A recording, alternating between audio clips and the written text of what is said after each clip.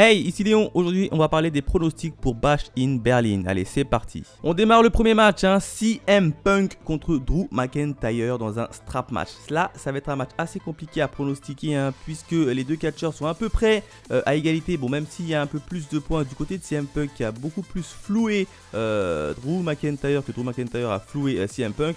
Là, ici, le combat déjà il va être assez intéressant puisque ce sera un match de la ceinture, un strap match, donc ils ne pourront pas trop s'enfuir. Et ça j'aime bien. Comme ça va vraiment mettre un terme définitivement à cette rivalité. Et ici, personnellement, moi je vois quand même une victoire de Drew McIntyre. Je pense que Drew McIntyre va enfin battre CM Punk et par pitié, il va tout simplement lui rendre son fameux bracelet. Comme ça, la storyline va se terminer définitivement et Drew McIntyre pourra se tourner vers le championnat majeur, notamment le vainqueur entre Gunther ou Randy Hunter. Je pense que Drew McIntyre ira chercher le champion. Moi, je le vois comme ça. Après, je pense que CM Punk, lui, il va un peu plus se relancer du côté de Seth freaking Rollins. Vous n'avez pas oublié où Seth Rollins s'était pris un JTS de la part de CM Punk. Donc dès qu'il va revenir, il va vouloir se venger. Mais avant ça, Seth Rollins, il a bien évidemment le problème Braun Strowman qui doit évidemment écarter. Donc victoire de Drew McIntyre. Prochain match, The Union, Alpha Bayer et Ayla Dan contre Bianca Belair et Jade Cargill pour le championnat par équipe féminin. Là, honnêtement, bon, les pronostics sont assez simples.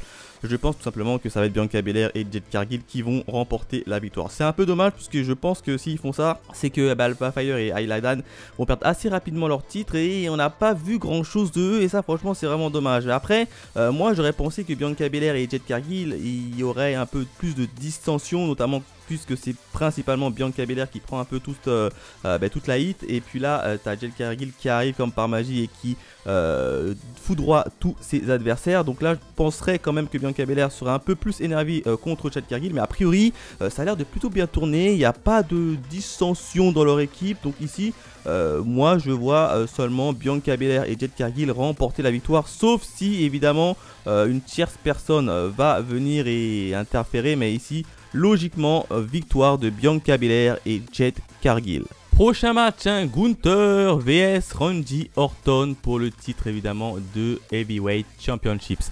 Là, ça va être un match assez intéressant puisqu'on a bien sûr un Orton qui est toujours présent, toujours efficace et on connaît ça va être quoi son attaque, son fameux RKO, tant qu'il aime bien le dire.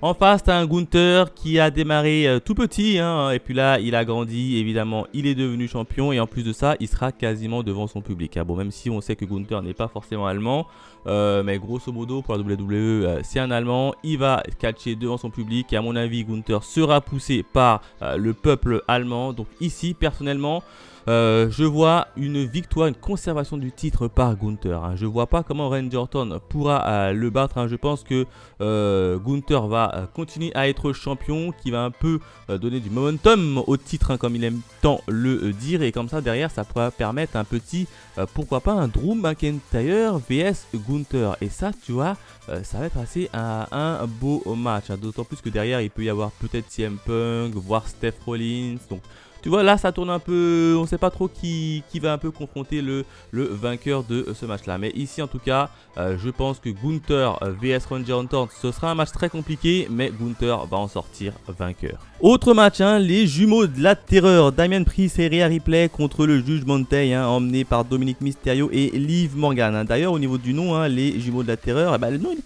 plutôt pas mal. Moi, je l'aime bien ce petit nom. Je l'aime bien. Alors ici, évidemment, ça va être un match par équipe mixte pour savoir qui aura enfin raison et terminer un peu la storyline. Évidemment, je pense que la storyline ne sera pas terminée à l'issue de ce match-là et ça va être très compliqué pour quand même Damian Priest et Rhea Ripley parce que je les vois pas gagner. Sincèrement, je ne les vois pas gagner. Alors certes, en face, c'est que Dominic Mysterio et Liv Morgan. Logiquement, ça doit les battre assez facilement, sauf que derrière, tu as quand même tout le Judgment Day. T'as Carlito, bon même si Carlito il est là, mais voilà, t'as quand même Dilly McDonough, t'as quand même Finn Balor. Je pense qu'ils vont se ramener autour du ring et ça va un peu partir en zizanie, très clairement. Au début, je pense qu'ils vont gérer, mais après, ça va partir un peu en cacahuète et malheureusement, les jumeaux de la terreur, ils vont perdre ce match au profit du Judgment Day qui va un peu plus donner du momentum justement au Judgment Day, notamment à Liv Morgan, et comme ça par derrière ça fera pourquoi pas un match 1v1 Rhea Ripley contre Liv Morgan Et un autre match derrière, Damian Priest contre évidemment Finn Balor. Tu vois, je pense que ça va aller plus comme ça. Mais ici, malheureusement, je pense que les jumeaux de la terreur vont perdre ce match. Hein. D'autant plus que je ne vois personne dans les vestiaires qui pourront leur prêter main forte. Hein. Ils ont tellement fait des ravages dans les vestiaires qu'ils ont pas mal d'ennemis. Peut-être un Jey Uso peut-être viendra du côté de Rhea Ripley et de Damian Priest qui s'apprécie plutôt bien en fait. Mais après je me dis si Jey Uso il va dans cette storyline là, est-ce qu'il aura le temps de raccrocher les wagons pour aller peut-être pourquoi pas aller dans la storyline de la Bloodline 1.0 contre la Bloodline 2.0. Donc tu vois, assez compliqué mais en tout cas ici je pense que le Judgment Day, Dominic Mysterio et Liv Morgan vont vaincre les jumeaux de la terreur. Enfin, le dernier match annoncé, Cody Rhodes contre Kevin Owens pour le titre indisputé de la WWE. Là, ça va être un match assez compliqué puisque les deux sont assez potes. Cody Rhodes, il est pote avec Kevin Owens. Kevin Owens, il est pote avec Cody Rhodes. Mais là, ils ont essayé de semer un peu la zizanie, notamment Grayson Waller entre Cody Rhodes et Kevin Owens. Est-ce que Kevin Owens va tout simplement trahir ou pas Cody Rhodes? Bon, à l'heure où je fais cette vidéo, évidemment, le dernier épisode de SmackDown qui aura lieu à Berlin justement n'est pas encore passé, donc là ça va être assez compliqué au niveau des pronostics. Moi personnellement ici je pense que Cody Rhodes va conserver son titre, mais comment est-ce que l'histoire va être racontée derrière? Là ça va être assez intéressant à suivre. Est-ce que Kevin Owens va finalement trahir et un peu se retourner contre Cody Rhodes pour avoir toutes ses chances pour le titre, ou est-ce qu'il va la jouer un peu classique, amicale, et il va se battre en respectant Cody Rhodes? Je pense que personnellement il va essayer de la jouer plutôt amicale. Moi je pense qu'il va la jouer amicale, mais à mon avis dans ce match là il y aurait quand même une petite intervention. Je vois bien une intervention de Solo Sikoa pour dire moi attention je prends le suivant.